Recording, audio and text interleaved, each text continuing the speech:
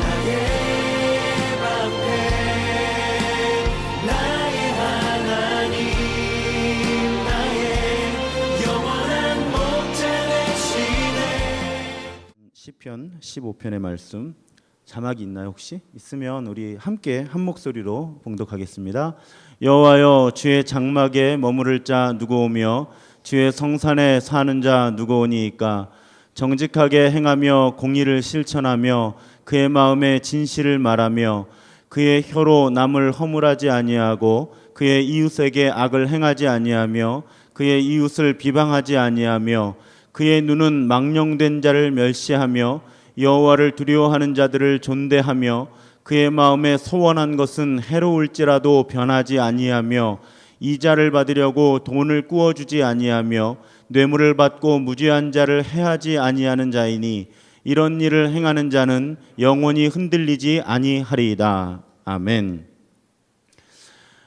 청년들하고 오랫동안 목회를 하면서 특히 점점 요즘 최근에 가까울수록 틀을 바꿔주려고 애를 많이 써요. 그래서 신학 강의도 하고 성경 강의도 하고 결혼 강의도 하고 그 강의를 하는 제일 중요한 목적은 틀을 바꾸지 않으면 삶의 해결이 되지 않는다는 거예요. 우리들의 삶이 너무나 하나님이 만들어주신 질서에서 벗어나 있어서 조금 리모델링하는 수준으로 여러분들이 신앙생활을 해나가겠다고 생각하면 궁극적인 문제 해결이 안 돼요.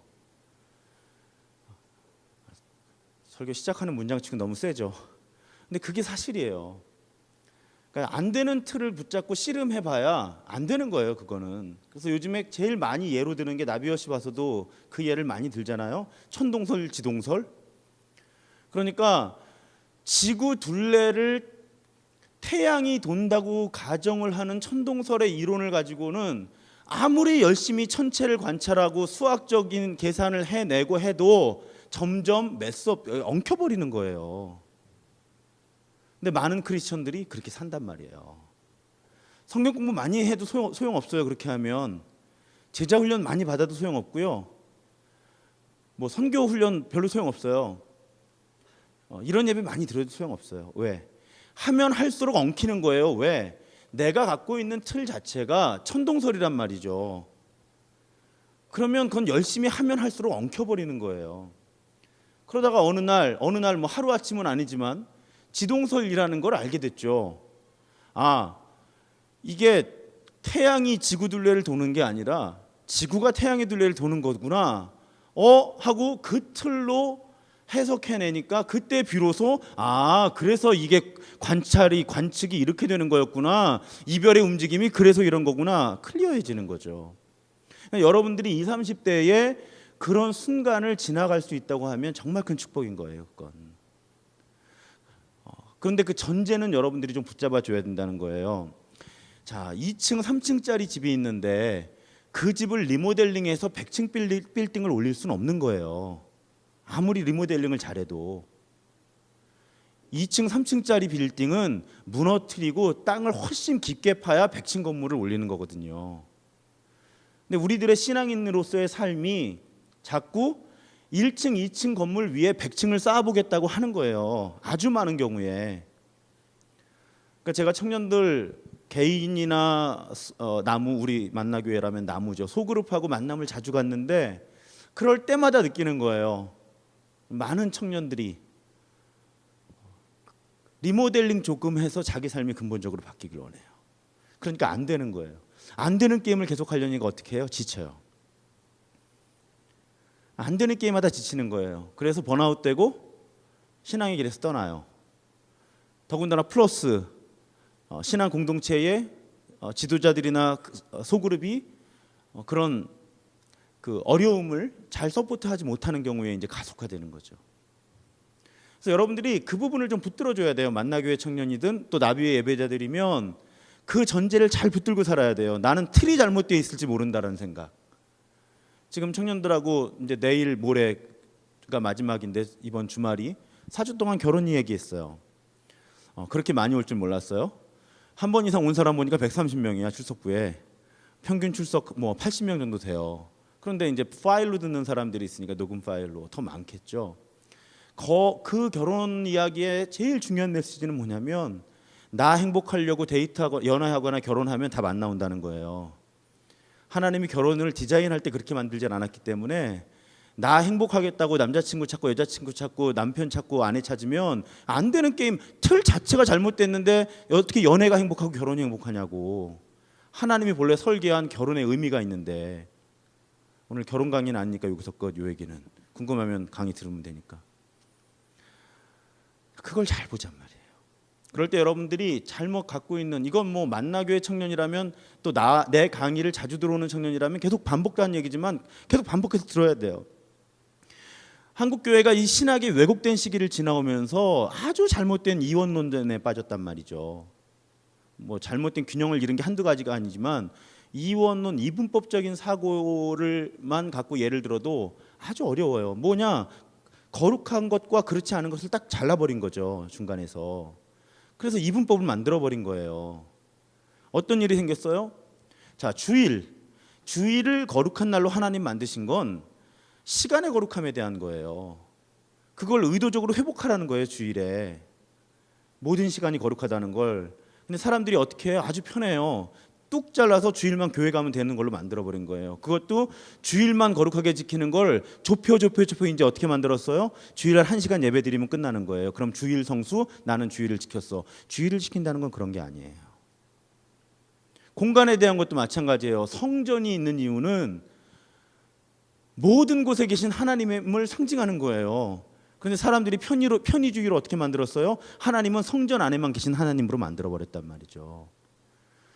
교회 와서는 하나님 안녕하셨습니까 하고 예배 끝나고 갈 때는 안녕히 계십시오야. 그런 멘탈이에요. 아니라고 하죠. 여러분들도 그런 멘탈의 영향을 계속 받아왔고 여전히 받고 있는 거예요. 직업에 대한 거 어떻게 해요? 성직과 그렇지 않은 직업으로 딱 갈라놨어요. 목사님, 전사님은 이렇게 하나님 뜻대로 사세요.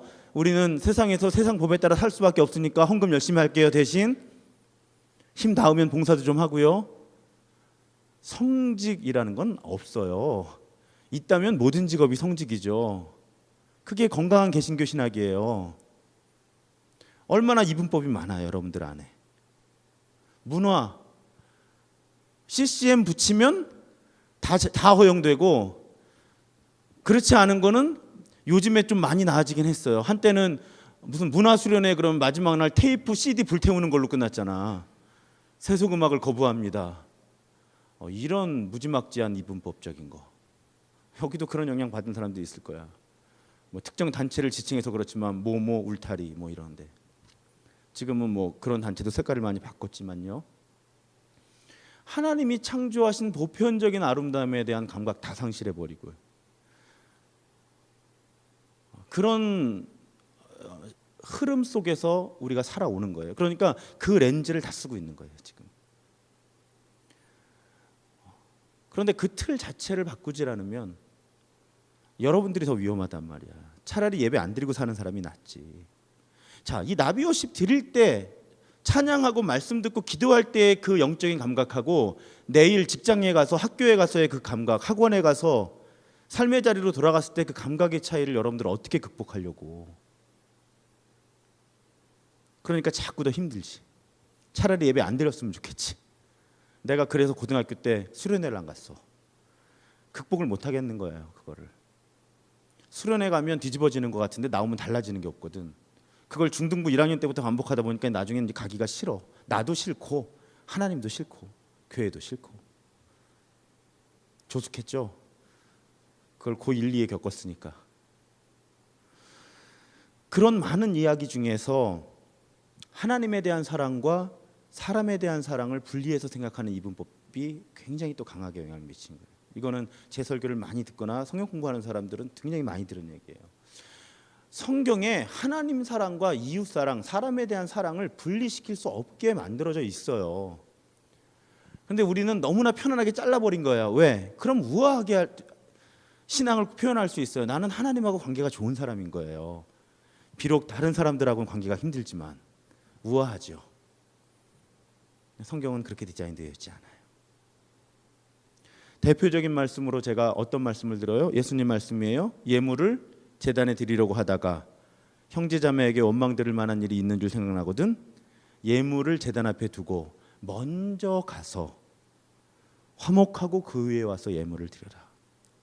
예배라는 키워드로 보면 예배 드리려고 하다가 원망 들을 만한 일이 있는 줄 생각나면 내가 어렸을 때 들었던 설교에서는 예배만 잘 드리면 된다든지 그럼 하나님 다 해결해 주신다. 얼마나 편해. 자유의 복음이지 아주. 혹은 예배를 드리고 가서 예배에서 주신 말씀대로 행하라 하는데 예수님 그렇지 않았단 말이에요. 먼저 화해하고 화목하고 와서 예배를 드려라. 문자적으로 적용하면 우리 다 어디 가야 돼요. 그렇죠? 지금 예배 중단하고 다 어디론가 가야 된다고. 우리 중에 인간관계 문제 없는 사람이 어디 있겠어요. 이 법정신은 어디서 와요? 제가 왜 교회인가 지난 5월 달에 한 설교를 들은 사람들은 기억을 할 거예요. 못 들은 사람들은 만나교회 홈페이지에 가서 사부 예배 지난 5월 달 설교 중에 꼭 들었으면 좋겠어요. 제가 강하게 미는 설교가 2개 있잖아. 왜 복음인가? 왜 교회인가? 그건 꼭 들어야 돼요. 예수님이 왜 먼저 화해하고 와서 예배를 드리라고 하셨는가? 이게 구약의 법정신이거든. 하나님이 주신. 그게 속건제법이란 말이에요. 내가 김종현 목사님한테 1,000만 원의 손해를 입혔어요. 만약에 그러면 죄예요. 그렇죠? 그럼 사람들은 그렇게 생각하기 쉽다고요. 죄는 하나님께 지은 거니까 하나님께 속죄의 제물을 드려야 되겠다. 그런데 관계에서 생기는 죄는 하나님이 그렇게 풀질 않으셔요. 어떻게 푸셔? 아는데 모른 척하는 거지 지금. 그렇게 믿을게요. 어떻게 해야 돼? 김종윤 목사님한테 내가 1,200만 원을 드려야 돼. 갚아야 돼. 1,000만 원의 손해를 입혔으면 5분의 1, 20% 1,200만 원을 갚아야 돼. 그리고 제사장에게 제물을 가지고 가서 제 죄를 용서해 달라고 제사를 속죄제를 드려 주십시오 해야 성립을 하는 거예요. 먼저 해결하고 오라는 거야. 이게 해결되기 전까지는 속죄가 안 되는 거예요. 하나님의 속죄의 원리에서는 그 법정신을 이해하라는 거예요. 그러니까 그 법정신에 따르면 사람과 화해하지 않은 상태에서 하나님과의 화해가 이루어지지 않는 거지. 그게 성경의 법정신인 거예요. 근데 이 사람이 김종현 목사님이 1,200만 원을 받았는데도 용서를 안 해줄 수 있어요. 그런 부분 때문에 금액을 율법에 정해준 거지. 왜 1,500만 원 줘도 용서 안 해줄 수 있잖아요. 그런데 1,200만 원 20%를 얹으면 할 바를 다 했다는 거예요. 이건 무슨 뜻이냐면 여러분 아까 농담처럼 한 것처럼 우리가 다른 사람하고 관계의 문제가 없어야 예배할 수 있고 하나님과의 관계가 회복될 수 있고 하나님과의 관계가 아름답게 가꿔질 수 있다면 이거는 이루어질 수 없는 일이에요. 그런데 무슨 뜻이야? 하나님의 법정신은 할 도리는 다 하라는 거야. 그 사람이 어떻게 하든 내 할 도리를 할 만큼 했는데 그쪽하고 관계 회복이 안 되는 건 어쩔 수 없는 거야. 하나님은 그런 일까지 우리에게 책임 묻지 않으시는 거예요. 무슨 말인지 이해가 가죠. 그러니까 적어도 예배라는 틀을 좁혀보면 예배를 드리기 전에 우리는 반드시 하나님의 영의 임재 안에서 내가 화해가 필요한 것은 없는지. 그래서 그 왜 교회인가 설교를 들으면 다 거기서 내가 디렉션을 줘요. 그래서 교회 원래 예배 순서 속에 성도의 교제가 있는 거예요. 특히 성찬을 받기 전에 뭐 한다고? 화해의 인사, 키스 오브 피스를 해야 돼요. 실제로 뭐 주님의 평화가 당신과 함께 하시기 빕니다. 여러 사람들하고 인사한다고 다 화해하진 않지만 선언을 하는 거지. 그리고 성찬을 받으러 오는 거예요. 이게 하나님이 디자인하신 하나님과 인간 간의 관계가 얽혀 있다는 것, 하나로 연결되어 있다는 것을 성경에 증거해요. 그러니까 요한 1서 4장에 보면 아주 극단적으로 얘기한단 말이죠. 읽기 싫은 성경이야 이 본문은. 누구든지 하나님을 사랑하노라 하고 그 형제자매를 미워하면 이는 거짓말하는 것이다. 그러면서 뭐라고 하셔? 보이는 형제자매를 사랑하지 않는데 어떻게 보이지 않는 하나님을 사랑하겠느냐. 이 계명을 우리가 주께 받았나니 하나님을 사랑하는 자는 또한 그 형제를 사랑할 것이니라. 한국교회가 우리 크리스천들이 제가 수직의 영성과 수평의 영성이라고 부르는 하나님과의 관계와 인간과의 관계가 분리되어 있다는 틀로 수십 년을 지나오는 동안에 기독교가 개독교가 된 거예요. 우리들은 매우 기형적인 영성을 가진 사람들이 되었고요. 와, 막 기도원에 갔는데 방석 갖고 자리 싸움하는 어른들 보면 황당한 거지. 은혜를 향한 열심이래 그게 또. 미치겠어요. 아주 기형적인 현상이거든요. 하나님을 향해 예배하겠다는 그 예배마저도 온갖 종류의 이기심으로 얼룩져 있는. 그런데 구약에서 특히 하나님이 제사 받기 싫다고 하시는 장면들을 보면 다른 게 아니에요. 사회 정의가 무너진 상황, 사람이 사람을 온전하게 대하지 못하는 상황, 그런 사람들이 와서 하나님께 제가 제물을 가지고 왔습니다. 제사할 때 하나님이 역겹다 이거죠.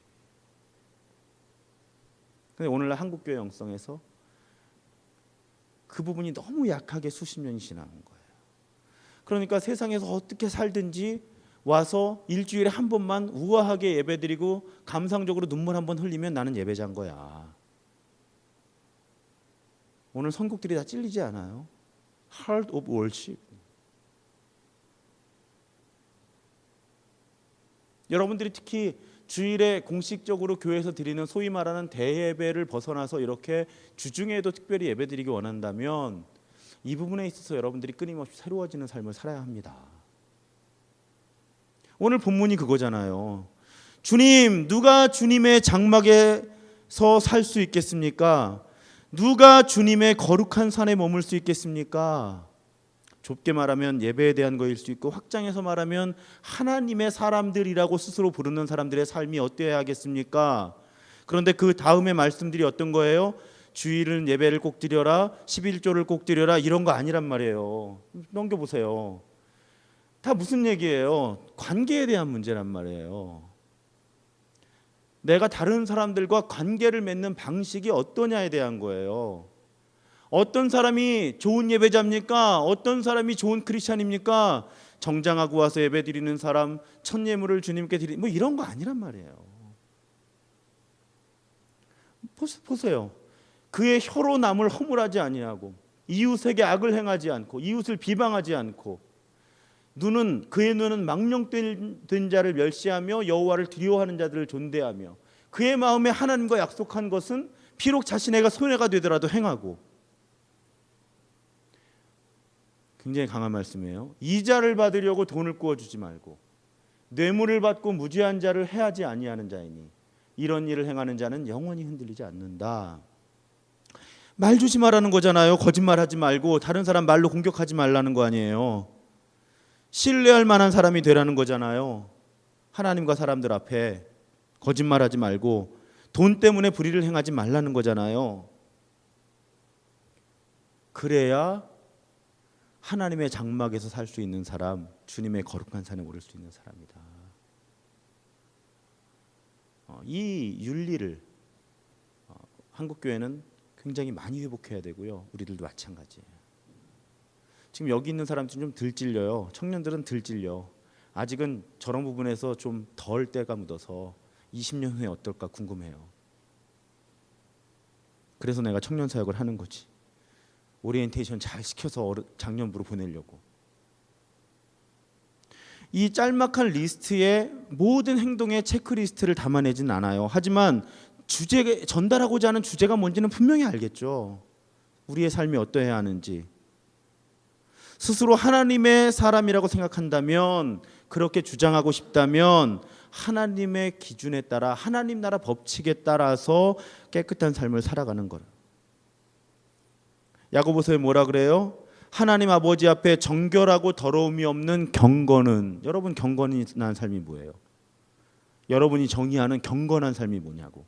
성경이 정의하는 경건한 삶은, 경건은 곧 고아와 과부를 그 환난 중에 돌보고 자기를 지켜 새 속에 물들지 아니하는 그것이니라. 이게 최일도 목사님을 변화시킨 말씀이잖아요. 수도원 영성을 공부하려고 했던 분이 청량리에서 라면 끓여주기 시작하면서 가난한 분들한테 경건이라고 하는 것이, 영성이라고 하는 것이 고아와 과부, 어려움에 처한 사람들을 돌보고 자기를 지켜 새 속에 물들지 않는 것이다. 이게 영성이고, 이게 경건이고, 이게 믿음이에요. 오늘날 자아도취적인 믿음이 너무 많아. 미치겠어. 아주 그런 애들 만나면 아주 한 20년 동안 취해가지고 어떻게 할 수가 없어. 10대 때부터. 예배 드릴 때 보면 천사지. 그런데 아주 이 하나님의 나라의 법칙, 이 복음의 기본 원리를 이해하지를 못하고 나르시즘에 빠져버리는 거예요. 자아도취적인. 자기는 굿 크리스천이라고 생각하는 거지. 그런 종교적인 위선에서 우리가 얼마나 벗어날 수 있겠느냐 하는 거죠. 그럴 때 저에게 두 가지 묵상 포인트가 오늘 다가왔어요. 하나는 나의 이익을 위해 다른 사람에게 손해를 끼치지 말라는 거예요. 그게 말로 이렇게 해서 내가 순간에 쾌락을 느끼든 아니면 경제적인 관계 가운데서 문제가 되든 나의 이익을 위해서 다른 사람에게 손해를 끼치지 말아라 하는 것이 오늘 말씀이 저에게 주는 강한 도전이에요. 여러분, 갑질이라고 그러죠. 갑질, 갑을 관계에서 갑질. 오늘 우리 사회의 제일 큰 문제가 뭔지 아세요? 내가 갑질의 희생양이 되는데 내가 갑질을 행할 다른 사람을 찾아 다. 이것 때문에 사회가 무너지는 거예요. 내가 갑질의 피해자가 됐으면 나는 내가 갑이 됐을 때 갑질을 하면 안 되잖아. 근데 내가 갑질의 희생양이 됐기 때문에 내가 갑질을 해서 을을 만들 사람을 찾는단 말이에요. 우리는 다. 사회 분위기가 그래. 그러니까 무슨 현상이 빚어지는 거야? 아주 많이 가진 사람부터 도미노로 착취해 가는 거지. 그 현상 속에 우리가 있는 거예요. 여러분들이 지금보다 조금 더 갖게 되었을 때, 조금 더 지위에 오르게 되었을 때 그러지 않으려면 지금부터 연습해야 돼요. 내가 나의 이익을 위해서 다른 사람에게 손해를 끼치는 행동을 얼마나 줄일 수 있을까? 그것이 무엇이든지. 내가 여러분들 만날 때 이 사회 패러다임, 오늘날의 패러다임 달라지지 않았어요. 25년이 지났는데. 내가 대학에 갈 때 우리 아버지, 우리 선생님들 나에게 준 가르침은 억울하면 출세해, 억울하면 부자 돼, 억울하면 승진해. 25년이 지났어요. 달라진 게 없어요. 더 가속화되어 있어요. 억울하면 부자 돼, 억울하면 승진해. 이 패러다임을 크리스찬들이 깨야 되는 거예요. 내가 나중에 담임 목사가 되면 꼭 하고 싶은 게 그래서 상속을 없애야 돼. 자본주의에서 상속을 없애지 않으면 하나님 나라 법칙에 상속은 없어. 언약의 계승은 있지만 상속은 안 돼. 그게 희년의 법칙이라고 난 굳게 믿게 됐어요. 희년의 법칙 뭐예요? 모든 소유가 제자리로 돌아가는 거야. 처음에 나눠질 때. 이런 설교 잘못하면 공산주의자라고 그러려나? 어쩔 수 없어. 성경을 아무리 묵상해도 오늘날 자본주의의 문제가 뭘까? 미국식 자본주의의 문제가 뭘까 하는데 희년 법칙에 따르면 자기가 열심히 일해서 부자가 될 수 있어요. 그때 당시도 그랬던 것 같아요. 성경 시대에도. 근데 희년이 되면 제자리로 돌리라는 거예요. 그걸 오늘날의 현실에 맞추려면 상속을 하지 말아야 돼. 자기가 열심히 일해서 뭐 재테크를 하고 잘해. 그래, 백만장자 돼. 그거 좋아, 인정해. 또 그렇게 안 하면 세상 사람들이 게을러지는 건 맞는 것 같아. 사회주의의 실패를 보니까. 그 대신 세상 떠날 때는 사회 헌원하고 가야 되는 거지. 그래서 출발점은 다 동일해야 돼. 아버지 잘 만나서 어머니 잘 만나서 출발점부터 다른 시스템은 성경적이지 않아. 여러분들 중에 혹시 부모님이 좀 가지신 분 있으면 상속 거부할 수 있는 용기 있어요? 부모 안 돼서 청년들 먼저 하려고. 너네 나중에 상속받지 마라. 부모님 5억 물려주면 그래, 집 한 채 정도 가져라. 좀 봐줄게. 나머지 4억 환원해. 그럴 수 있는 용기 있어요, 여러분들? 괜히 가진 사람 욕하지 말고. 부모님한테 집 한 채 물려받으면 충분히 물려받는 거라고 생각하거든. 나는 내 기준에서 볼 때. 싫지? 거봐, 우리 다 그런 거야. 이 좋은 생각은 오늘 처음 했다. 어른들을 설득해가지고 상속 못하게 하려고 그랬더니 그건 오래 걸릴 것 같아. 이제부터 젊은 세대들을 설득해서 상속 받지 말라고, 사회 환원하라고 운동해야 되겠다. 청년부에서. 잘 생각해봐요. 여러분, 내가 과격할지 모르지만 처절하게 말씀 붙으니까 모르겠어요. 내가 그럼 사람들은 나에게 손가락질 할 거야. 당신 상속받을 거 없지? 나 없어요. 빚만 상속받지 않으면 다행이라고 생각하는데, 그래서 내가 더 문제의식을 강하게 느끼는지 모르겠어요. 이건 아니야. 나는 대한민국의 재벌들 인정해. 2대까지 인정해 주겠어. 3대부터 인정 못해.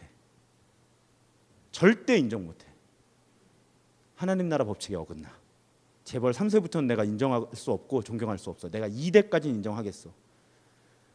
일본이 미국하고 항공모함 만들어 전쟁할 때 일본에 가서 차 뜯어보면서 차라는 게 뭐야 했는데 현대자동차가 지금 미국에서 일본 차랑 경쟁한단 말이에요. 그래, 그렇게 고생해서 재벌 됐어. 인정해 줄게. 그만큼은. 3세는 인정 못해. 여러분, 크리스찬으로 하나님 나라 법칙에 따라 산다는 건 과격한 거예요. 레디컬한 거야. 소프트한 게 아니에요. 뭐 예배드리고 하나님이 내 마음을 위로해 주셨어? 그 정도 소프트한 복음을 원해? 복음이 그렇지가 않아. 한 가지 분명하게 약속할 수 있는 건 뭐냐면, 그렇게 해서 레디컬한 복음을 알아가잖아요. 하나님께 위로받을 만한 일들이 줄어. 하나님이 굳이 위로 안 해주셔도 별로 상처 안 받아. 계속 20살에 받은 위로 50대에도 받으려고 하지 마. 안 큰 거야 그거는. 이게 내가 하나님의 위로가 필요하다는 거 전체를 부정하는 게 아니에요. 무슨 말인지 알죠? 사람이 성장을 하고 성숙을 하면 어린아이 때의 일을 버린단 말이에요. 오늘 말씀의 본질이 그거예요. 삶의 거룩함. 그래서 첫 번째 포인트는 나의 이익을 위해 갑질을 하지 말라는 거고, 두 번째는 뭐냐면 그냥 단지 손해를 입히지 말라는 것을 벗어나서 성경의 법칙이 뭐예요? 대접을 받고자 하는 대로 너희도 남을 대접해라. 적극적인 사랑과 섬김을 실천하며 살라는 거지. 그럴수록 하나님 나라의 삶을 사는 사람들이고 하나님을 예배하고 하나님의 산에서 하나님의 성전에서 살 수 있는 사람들이 된다. 여러분, 율법주의는 버려야 돼요. 이걸 체크리스트로 만들어서 이걸 하면 하나님의 산에 살 수도 있고 요거까지 80점까지 커트라인 이런 건 아니에요. 그렇지만 정말 우리가 하나님의 사람이라면 하나님의 사랑과 사람에 대한 사랑이 떨어져 있지 않다는 거. 그리고 내가 세상에서 하나님의 뜻대로 사는 것과 내가 하나님을 예배하는 것이 일치되어야 한다는 것. 야, 다른 남자 다른 여자 만나서 신나게 히히덕거리다가 와서 너만을 사랑해. 그걸 우리는 뭐라고 불러? 바람 핀다고 하잖아. 우리의 예배가 바람 피는 게 아니어야 된다는 거지. 세상 속에서는 하나님 뜻하고 상관없이 살다가 와서 하나님 저 왔어요. 이거 바람 피는 거야. 여러분, 남자친구 여자친구 혹시 있다면 그렇게 한다고 생각해봐. 지금 다른 여자랑 어디 여행 갔다 왔어. 며칠이나 6일이나. 그리고 7일째 되는 날 어렵게 일주일에 한 번 만나는데 와가지고 너만을 사랑해 하는 거야. 그게 우리 예배야. 어떻게 될 때? 여러분들이 뭐 불공 드릴 때 아니. 하나님 나라 법칙에 어긋난 원칙으로 살아가는 게 바람피는 거야. 하나님 나라에서. 구약을 똑바로 읽어봐봐. 이제 나비 왔어도 반말이야. 큰일 났다. 여러분, 이제 마쳐야 되는데요. 오늘 말씀의 마지막 절이 굉장히 강하게 와서 붙이더라고요. 이러한 사람은 영원히 흔들리지 않는데. 마지막 줄 2줄 한번 읽어보겠습니다. 시작. 이런 일을 행하는 자는 영원히 흔들리지 않는다. 아까 내가 얘기했죠. 우리가 흔들리는 이유가 뭐야? 하나님 원칙대로 안 사니까 흔들리는 거예요. 아까 적어도 여러분들의 인생 선배로서, 신앙의 선배로서 얘기해 주는 거야. 하나님 나라 법칙이 그냥 내 삶의 법칙이 되면 될수록 안 흔들려. 별로 위로받지 않아도 돼. 왜? 힘든 부분이 줄어들어요. 이상하게. 그게 지금까지의 내 삶의 여정이었어요. 그래서 하나님 저를 위로해 주세요 이런 기도 별로 안 하게 되는 것 같아요. 점점. 사랑하는 여러분, 이걸 믿어야 돼요. 오늘 말씀에서 쭉 이런 사람이 하나님의 산에서 살 수 있는 사람이다, 주의 장막에 살 수 있는 사람이다 하면서 이렇게 행하십시오, 이렇게 행하십시오, 이렇게 행하십시오 당부한 다음에 이런 사람은 영원히 흔들리지 않을 것입니다 할 때 아멘 할 수 있어야 되는 거지. 어떤 종교적인 의무가 아니라 내가 구원의 커트라인을 통과하기 위해서가 아니라 바로 그런 삶이 하나님의 나라의 삶이다라고 자신 있게 고백하고, 내가 이렇게 사는데 누가 비웃고 인정하지 않아도 야, 이러한 삶이 안 흔들리는 삶이야, 이러한 삶이 영원한 생명의 삶이야, 자신 있게 맞짱 뜰 수 있는 크리스찬이 늘어나는 것이 이런 예배의 목표란 말이에요. 소프트하게 하나님 마음 만져주세요, 이게 아니야. 복음은 하나님 뜻대로 맞짱 뜨는 거예요, 세상에서. 그러면 여러분들이 문제라고 생각하는 수많은 문제가 갑자기 문제가 아니게 돼. 그걸 어느 날 깨닫는 거지. 그것이 우리가 나아갈 길이에요. 사랑하는 여러분, 다시 한번 처음으로 돌아가서 부탁하고 마칠게요. 잘못된 전제를 가지고 열심히 살려고 하지 말라고. 집은 무너져 가는데 벽지 새롭게 바꾼다고 달라져? 여러분들 아주 많이 그래. 지금 여기 있는 사람들도 그럴 거야, 분명히. 확률적으로 볼 때. 그러지 말고 자꾸 뭘 무너뜨려야 될지, 어떻게 전제를 바꿔야 될지를 하나님 앞에서 말씀 가운데 찾아내요. 그리고 하나하나 쫓아가 보자고. I promise, 약속해요. 그렇게 5년 10년을 살면 여러분들 아주 달라져 있어요. 진짜 의미가 뭔지 알게 돼요. 진짜 행복이 뭔지 알게 된다고. 길을 쓰고 하나님의 구원의 커트라인 맞추려고 하지 않아도 우아하게 행복하고 의미 있는 삶을 살아갈 수 있어요. 나 그렇게 보이지 않아? 분당 지역 44세, 만 44세의 남성 중에서 경제적으로 줄 세우면 난 안 미칠 거야. 나 건강 나쁜 거 알지? 머리도 없어. 도대체 내가 가진 게 뭐냐고. 난 복음을 가졌고요. 나는 영생을 가졌어요. 나는 하나님의 나라를 가졌거든. 나와보라 그래. 내가 다 이겨. 그렇게 맞짱 뜰 수 있어야 돼. 나도 여러분들 나이 때 안 됐어. 너무 이렇게 차이 크다고 생각하지 말고, 근데 여러분 나이 때 시작했어, 그 여행을. 그래서 40대 중반이 되니까 많이 여유가 생겼어. 이기는 법을 알게 됐어요. 아직도 갈 길이 먼데 상대평가로 그래도 한 10년, 20년 이렇게 여러분들 앞에서 믿음의 선한 싸움을 싸우다 보니까 그 원칙을 알게 된 거예요. 하나님 나라 법칙대로 살면 행복하고 의미 있게 산다. 뭐 고혈압에 혈당에 무릎 인대 끊어져서 맨날 쩔뚝쩔뚝거리고 집도 없고 아무것도 없어도 별로 두려워할 것도 없고 그냥 맞짱 뜨고 사는 거야. 복음은 말랑말랑하지 않아. 강해요. 그렇게 하나님 나라 복음을 여러분 삶으로 이뤄가는 우리 나비월십 예배자 되기를 주님의 이름으로 축복합니다. 주